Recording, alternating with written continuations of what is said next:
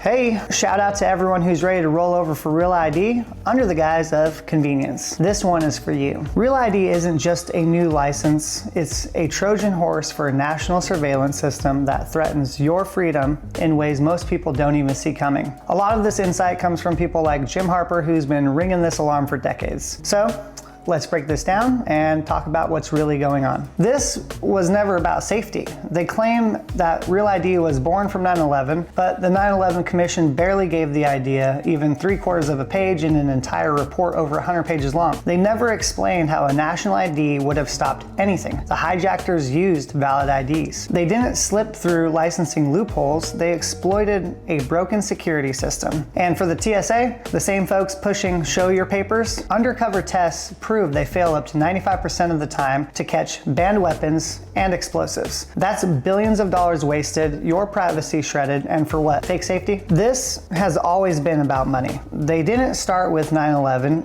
It goes back to 1939 when the American Association of Motor Vehicle Administrators, the DMV's National Club, started pushing for more licensing, more testing, and more fees. By 1956, they were already declaring driving a privilege, not a right. Why? More money and more control. It's not rocket science. After 9/11, they saw their window. Congress buried this Real ID Act inside the Tsunami Relief bill. There were no hearings, no real debate, and just a top-down mandate while everyone was distracted. That's not security, that's opportunism. Here's the real kicker. DHS holds the unilateral switch. This is the biggest red flag. The Real ID Act gives the Secretary of Homeland Security unilateral power to declare additional official purposes for which your Real ID will be required. No courts, no votes, just one agency deciding what you can and can't do without this card. This isn't conspiracy theory, it's right in Section 202. The Bush administration openly said they planned to expand Real ID for everyday transactions. The Obama administration doubled down on using air travel as a choking point. Threaten people's rights to travel and they'll roll over faster, most of you. It's a strategy, not an accident. All right,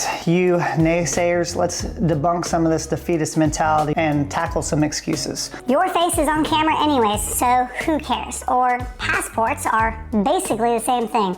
Wrong? Wrong. Random cameras in public are not the same as a single federally controlled identification system that ties your daily life to a national database. Once your ID is unified under Real ID, every card swipe, every scan, every checkpoint, everything feeds that system. You're not just on camera, you're being tracked, linked, and analyzed in ways that you can't even see. And no, a passport is not the same thing. Passports are for international travel and they come with very strict privacy protections. They do not force your DMV to share info with 50 other states. They're not a permission slip for your daily life. Real ID is. And the DHS can expand its use whenever they want. That's mission creep and it's baked in. Now, let's talk about identity versus national ID. And let's be very clear, identity itself is not the problem. We all use ID to live a normal life. We sign contracts, we pick up packages, we open accounts. That's how modern society works. But here's the difference. In a free country, ID is meant to build trust, not grant or deny your fundamental rights. A national ID flips that script, and now you're asking for permission to participate, and you're proving if you're worthy of the access. Identity should protect you from fraud, not become a tool for blanket surveillance under the guise of safety. There's a big difference,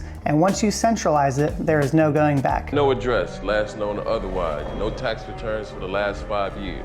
Check NCIC, maybe he's got a record. We're already headed towards a surveillance society. We don't need to advance it faster. And the price tag? Well, DHS says itself that Real ID will cost over $17 billion from mostly drained state budgets and your wallet through higher DMV fees. Meanwhile, your DMV has to share your info with every other DMV in the country. One weak state system, one breach, and your entire life is out there. It's not if, it's when. All for a system that doesn't even make you safer. But Taylor, I already have Real ID and I didn't know this was a problem. What can I do to fight back? Well, if you already have a Real ID, you can go into your DMV and switch back to a standard license. That's completely legal and an option. You can also remind your state leaders that they hold the power. DHS has threatened to block air travel for 2 decades, and they keep blinking every time and pushing it back because they know that the political blowback would absolutely torch them. When they mess with grandma's Christmas flight, guess who the public blames? TSA, DHS, and Congress, not your governor. That's why states can and should should push back against this mandate. Our future and our children's futures depend on it. And if you think this is all far-fetched, we can take a look at Europe. Many European countries already run national identification systems that control every aspect of life: banking, travel, housing, and healthcare. You're not a citizen anymore. You're literally a QR code waiting for approval. And what's the next step? Think about carbon credits and social scores. They're already testing it. When every swipe ties back to your national ID, the same system can decide if you've driven too far, eaten too much, tried the wrong food,